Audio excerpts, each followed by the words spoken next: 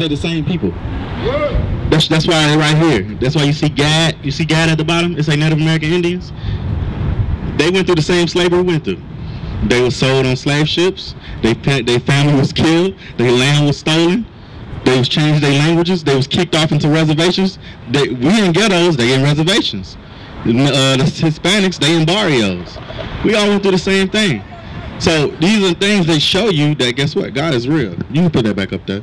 So I'm gonna show you something, because you said some things, and I'm gonna ask you a few questions. Why, before you, first off, do you believe in God more now or less? More. So why did you not really believe in God then? I mean, we all know, we was all in the world. You want to believe in God, but you don't really have a reason to believe in God because you could never really see none of God's work, like in what was going on in society. So why did you stop going to the Christian church? Family. Your family made you stop going to the church? Yeah, made me stop. It was like we'll go one time and then we'll miss it Sunday. Okay. Did you ever learn anything while you was there? That's why y'all stopped going. That's why y'all would go back and forth, because there was nothing there. So a lot of our people want to love God, and they know that God is real, but they don't know how to serve Him, and they don't know where to find Him. Those are the two major issues we have. So we go and do other, like, did you grow up with a dad in your house? Okay, so some of us have dads in our house, some of us don't. A lot of times the dad don't even go to church. Most dads don't go to church because people in the church is a bunch of, flamboyant, all this, and a bunch of loudmouth women. A real man, a real alpha man, he really don't have no place in the church. That's why a lot of them, you rarely ever see them go to church. But the point I'm making is, when you go into the Christian church, they don't teach you who you are, and they don't teach you the understanding of God. So you don't really have a real fear of God. You don't understand, first and foremost, He's black, and He looks like you. And secondly, He's only here for you and your people. And third, He will jack you up. That's what we're going to show you. Now, go to Psalms 110 and 11. Or was it 111 and 10? Because I want you to leave here and understand something. Don't go back to what you used to do. Start trying to find God, because God is not somebody to be played with. He's not some white guy that's going to come down the sky handing out teddy bears. He's an angry black man that's going to jack up everybody that goes up against him and all the people that put his people in slavery. That's a synopsis of what's going to happen. Read. The book of Psalms, chapter 111 and verse 10. The fear of the Lord is the beginning of wisdom. So what we teaching? We're teaching the blacks, Hispanics, and Native Americans their history according to the Bible. So read it again. The fear of the Lord is the beginning of wisdom. And you know why I say it's the beginning of wisdom? Because a man that got sense is going to be afraid of God, because he sees what God has done to His people already. I'm going to prove that. Go to Deuteronomy 28. There's a reason why I turned this up. I want you to remember these kind of pictures. Remember this. What's this called? What was this? Kevin? Slavery. Who went through that? Us. Was it a bad thing? Was it a good thing? How was it? It was a bad thing, exactly. Y'all come get a flyer before y'all go. You can smile and laugh. If you don't want to deal with God, you don't got to. But get a flyer before you go. We're here to get y'all to repent. Who got the flyer? Somebody give them a flyer. Read. The book of Deuteronomy, chapter 28 and verse 15. But it shall come to pass, if thou wilt not hearken unto the voice of the Lord thy God, to observe to do all His commandments and His statutes, which I command thee this day, that these curses shall come upon thee and overtake thee. So you said slavery was a bad thing. Another word for a bad thing in the Bible is a curse. A lot of our people don't know that this is one of the curses for God's people. I'm going to ask you another thing. Did this happen to anybody else besides the blacks, Hispanics, and Native Americans? Did anybody else in history ever go through this? Now, did you know it? Because it never happened to anybody else but us. This is how we know that we God's chosen people, and we can say it boldly. Because I know you asked, these brothers kind of confident in what they teaching.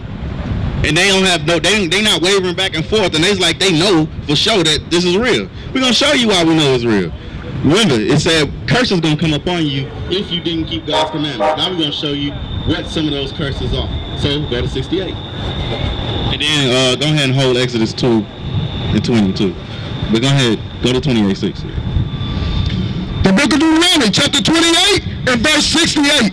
And the Lord shall bring thee into Egypt again with ships. So when it says he's going to bring you into Egypt, what you think about? Do you remember what Egypt? Do you remember anything about Egypt in history? Okay, do you remember about Moses? You know anything about Moses? Okay, well, we were in slavery in Egypt. And God used Moses to get us out of Egypt. He was our savior back then. He saved us and took us out of Egypt. Right after we left Egypt, we was in the wilderness, and Moses was talking to us. This is where we at now. And Moses said, if y'all break God's commandments, I'm going to send you back to Egypt, meaning back to slavery. I'm going to prove that it was talking about slavery and not Africa, the country. Go to, you got it? Exodus. The book of Exodus, chapter 20 and verse 2. I am the Lord thy God, which have brought thee out of the land of Egypt, out of the house of bondage. So what did God call Egypt just now? The house of bondage. You know what another word for bondage is? You ever been out on bond? You know what that means when they say I'm out on bond, right? I mean you paid to get out of prison. So when he's talking about bondage, he's talking about slavery, prison, being captive. I'm gonna prove it again. Deuteronomy 6 and 12. Because it's multiple times in the Bible when he talks about Egypt, he's saying Egypt represents slavery. Deuteronomy 6 and 12. The book of Deuteronomy, chapter 6 and verse 12. And then beware lest thou forget the Lord which brought thee forth out of the land of Egypt from the house of bondage. What did he call it again? House of bondage. Go to 5 and 6. Next page over. Deuteronomy chapter 5 verse 6. I am the Lord thy God, which brought thee out of the land of Egypt from the house of bondage. So every time he's talking about Egypt, he's talking about slavery, bondage, when you read it in these scriptures right here. So go back 28:68. So he says, I'm bringing you back to the land of Egypt. He's talking about he's going to bring you back to what? Bondage. Watch this. Now replace the word Egypt with bondage in your mind while we read it. The book of Deuteronomy chapter 28 and verse 68. And the Lord shall bring thee into Egypt, bondage, again with ships. How we get over here? What kind of ships? Were they cruise ships? There was a cruise ship. We came over here on the carnival. Not doing shit. Y'all not helping my people. Y'all trying to take their money. Where is it at? Leave the fuck alone. Is it just the backwardism? The fuck out of you. Bitch ass nigga, and I was We came here. I would beat your bitch ass. We came here on slave ships, bro. They would pile us 2 to 3 on top of each other. They would pile 600-700 people on it. We had no room. We pissed all over each other, threw up, got sick, all that. That's how we came here. We sitting a year, sitting in one spot. They'll throw water on us once in a while. Yeah, just like that. Stacked on top of each other. Hundreds of us. That's slave ships. That's the conditions that we came in. It's a miracle that we survived the trip anyway. Let alone coming off the trip and then surviving even longer. That's how you know that we're strong people. To be able to endure that. Then you ain't get no water. They would throw water on you. That's if you want some water, just throw some water. Just throw water down on the ship. Hopefully you got some. Hopefully you did. If you ain't getting none, well. If you died, they tossed you off the ship, sharks ate you. That's how we got over here. Slave ships. So read that part again. And the Lord shall bring thee into Egypt again with ships. So how do we get over here? Slave ships. So did that happen to us? What the Bible just said was going to happen to us? Did it happen to anybody else? Exactly. That's how we know for sure that this Bible is real. Because a lot of people don't know if the Bible is real or not. They think it's a fairy tale book because they don't read it. They trust some guy in a suit that's asking for your money to read it to them. Some guy in the church that sits here and says, just give me your money and trust me. Because he never reads the Bible. He always reads like maybe 1 or 2 scriptures. He talks the whole time. We read the scriptures to you so you can understand what the Bible's saying. That's how you're supposed to learn the Bible. So, this is one of the things that happened to us. We came over here and slave ships. Now, what happened when we got off the slave ships? Watch this, read. By the way whereof I spake unto thee, thou shalt see it no more again. And there you shall be sown unto your enemies. Well, we sold unto our enemies? So who we sold unto? I just know that I'm a part of it. What group of people we sold unto? You don't know who we served slavery under? Look over there. That lady right there, her ancestors is who we sold slavery under. White people, yeah. You forgot that they was our masters? What's your last name? What? Compton? Oh wow, you're from, oh okay. Compton was a very famous slave owner. He was one of the worst slave owners in history. He owned salt mines. He also financed Abraham Lincoln. You learn about Compton. He had one of the largest slave plantations in the United States. That's where you come from. You come from his plantation. That's why your last name is Compton. That's where you get Compton on the West Coast from. They named it after him. That's the history of that last name, Compton. That's not your history. Your last name ain't Compton. Your master's last name was Compton. You come from the slave plantation of Compton, Mr. Compton, and his family. Just like I came from the slave plantation of whoever this Harris guy was. Just like you got the Williamses and the Jeffersons and whatever Browns, whatever last names you see, that's the slave master that owns you. Right. That's not your last name. So that's why I asked you, who was you sold unto? You can tell by your last name. You sold to a white guy named Compton. I was sold to a white guy named Harris. And we kept those names until this day so we can still be able to identify with the slave that happened to us, the slavery that happened to us. So that's to the enemy he was talking about. I'll prove more that that's the enemy he's talking about. Keep going. And there you shall be sold unto your enemies for bondmen, Slave man. and bondwomen, and no man shall buy you. And no man shall save you. Go to 48. Show you that this Bible is a real book. Watch this. The same enemy. Remember who the enemy is he's talking about right now. He's talking about the so-called white man. But right now, specifically, we identifying the so-called white man.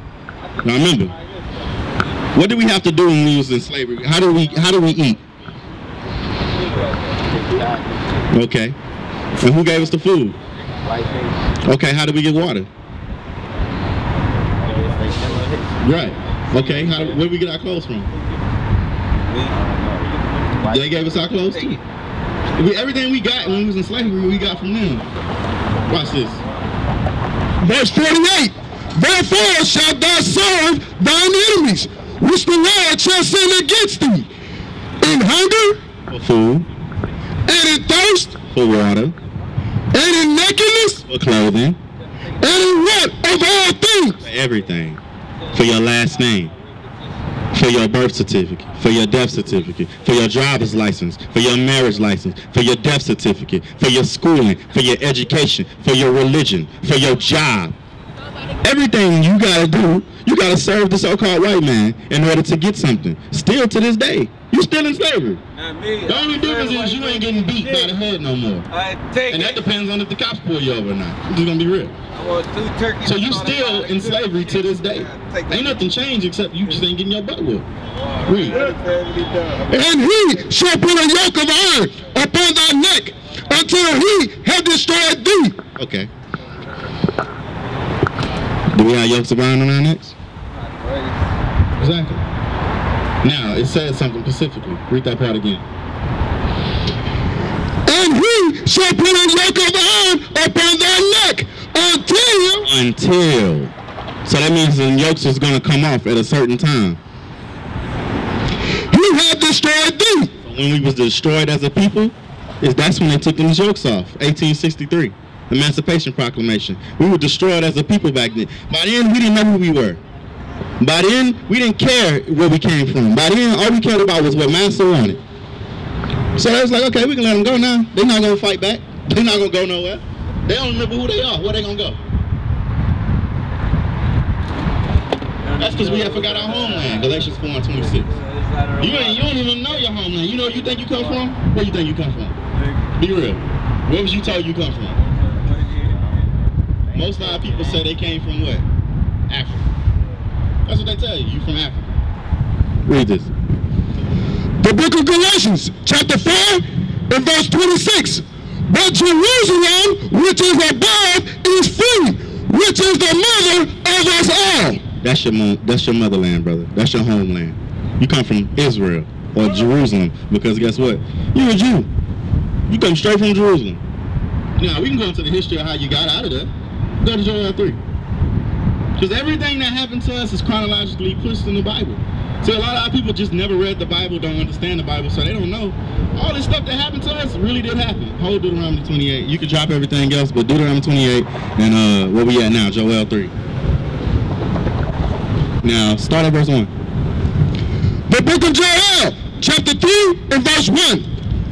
For behold, in those days, and in that time, when I shall bring again the captivity of Judah and Jerusalem. So this is a future tense. God said, in the future, I'm going to bring back the slavery of Judah and Jerusalem, meaning all the 12 tribes of Israel. Now he's going to tell you how he's going to do it. Watch, read. And will also gather all nations, and will bring them down into the valley of Jehoshaphat, and will plead with them there for my people, and for my heritage Israel, whom they have scattered among the nations, and parted my land.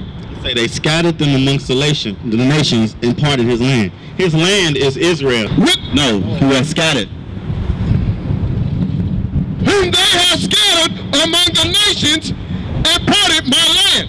You blacks, Hispanics, and Native Americans that's walking to and fro across the street, we are teaching you who you are according to this Bible. You are not a Gentile, you are not a nigger, you are not a speak, you are not a wetback. You are the children of Israel according to this Bible. All right, Kevin. Look on the back of that flyer, brother. You see where it says the website is United in Christ, or IsraelUnite.org. We got all our information on the back of that website, brother. You don't have to pay for nothing. Everything all the history that you need to learn, all the articles, all the videos, if you want to look on it, just look on it. And if you learn, if you really see it and you believe it, come back out here. We always out here. Every Saturday teaching. All right, brother.